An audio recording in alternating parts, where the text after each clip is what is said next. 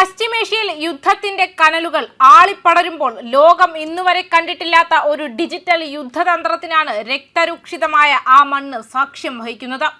ഇസ്രായേലിന്റെ ആകാശത്തെ അജയ്യമായ കോട്ടയെന്ന് വിശേഷിപ്പിക്കപ്പെടുന്ന iron ഡോമിനെയും radar ശൃംഖലകളെയും അന്ധമാക്കുന്ന തരത്തിലുള്ള വിസ്മയിപ്പിക്കുന്ന നീക്കങ്ങളാണ് ഇറാൻ പയറ്റുന്നതെന്നാണ് പുതിയ റിപ്പോർട്ടുകൾ സൂചിപ്പിക്കുന്നത്. ശത്രുവിന്റെ മിസൈലുകളെയും ഡ്രോണുകളെയും നിമിഷങ്ങൾക്കുള്ളിൽ തിരിച്ചറിഞ്ഞ് തകർക്കുന്ന ഇസ്രായേലിന്റെ റഡാർ സംവിധാനങ്ങൾക്ക് മേൽ അദൃശ്യമായ ഒരു സാങ്കേതിക സമ്മർദ്ദം സൃഷ്ടിക്കാൻ ഇറാനിയൻ സൈന്യത്തിന് കഴിഞ്ഞിരിക്കുന്നു. മിസൈലുകൾ എവിടെ നിന്ന് വരുന്നുവെന്ന് തിരിച്ചറിയാൻ സാധിക്കാത്ത വിധം റഡാർ സ്ക്രീനുകളിൽ ആയിരക്കണക്കിന് വ്യാജ സിഗ്നലുകൾ നിറച്ചുകൊണ്ട് ഇസ്രായേലിന്റെ പ്രതിരോധ കേന്ദ്രങ്ങളെ ആശയക്കുഴപ്പത്തിലാക്കുന്ന അതിനൂതനമായ ജാമിംഗ് രീതികളാണ് ഇപ്പോൾ പ്രയോഗിക്കപ്പെടുന്നത്. ഇസ്രായേലിന്റെ പ്രതിരോധ സംവിധാനങ്ങളെ ശ്വാസം മുട്ടിക്കുന്ന തരത്തിലുള്ള ഡ്രോൺ സ്വാം ആക്രമണങ്ങളാണ് മറ്റൊരു പ്രധാന വെല്ലുവിളി.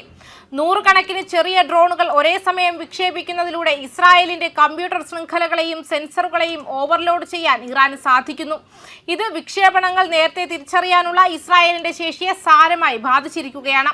മിസൈലുകൾ വിക്ഷേപിച്ചാൽ ഉടൻ മുഴങ്ങേണ്ട മുന്നറിയിപ്പ് സൈറണുകൾ പോലും പലയിടങ്ങളിലും പരാജയപ്പെടുകയോ വൈകുകയോ ചെയ്യുന്നത് ഇസ്രായേലിന്റെ സൈനിക പോസ്റ്റുകളിലും ജനവാസ കേന്ദ്രങ്ങളിലും വലിയ പരിഭ്രാന്തിയാണ് സൃഷ്ടിക്കുന്നത്. ശത്രുവിന്റെ ഒരൊറ്റ നീക്കവും വിടാതെ ഒപ്പിയെടുക്കുന്ന ഇസ്രായേലിന്റെ ചാരക്കണ്ണുകൾക്ക് മുന്നിൽ കരിനിഴൽ വീഴ്ത്താൻ ഇറാന് സാധിച്ചുവെന്നത് പെന്റഗണിനെ പോലും പുനർചിന്തയ്ക്ക് പ്രേരിപ്പിക്കുന്നു. ഈ സാങ്കേതിക യുദ്ധത്തിന്റെ മറ്റൊരു വശം അതിന്റെ സാമ്പത്തിക ആഘാതമാണ്.